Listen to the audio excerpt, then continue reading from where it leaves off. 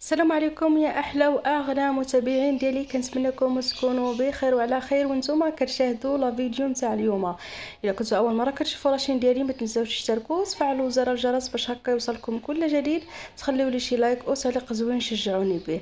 بالنسبه لهذا الفيديو هذا غادي يكون فيديو قصير، شاركت معكم الفطور ديالي ديال نهار العيد. اول حاجه كنقول لكم عيدكم مبروك، يدخل عليكم ان شاء الله بالصحه والسلامه وداكشي كاع اللي كتمناو.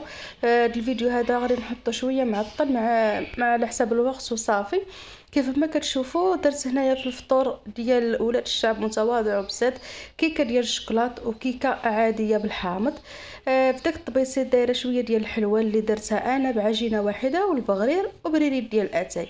بالنسبه للغدا درت هنايا الدجاجه بالدغميره والفريت، كتجي على هذا الشكل هذا. بالنسبه للطريقه ديالي ديال التحضير ديال الدجاجه ديجا مشاركه معكم في القناه ديالي، يعني بزاف ديال المرات ما بغيتش نبقى كل مره نشارك معكم الطريقه ديال الدجاج. اللي بغى يشوف لا فيديو يهبط للفيديوهات لتحت وراه غادي يلقاه.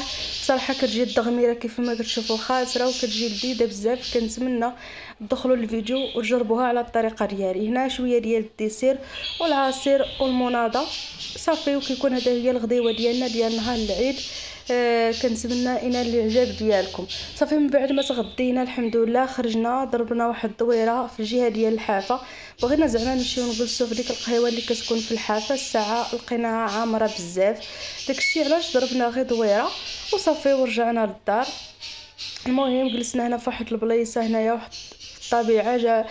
جا راجلي وخويا وولد خالي هما خرجوا مع بعضياتهم، وانا وراجلي خرجنا مع بعضياتنا. صافي جلسنا هنايا واحد شويه، فوجنا في الصراحه وصافي ورجعنا للدار.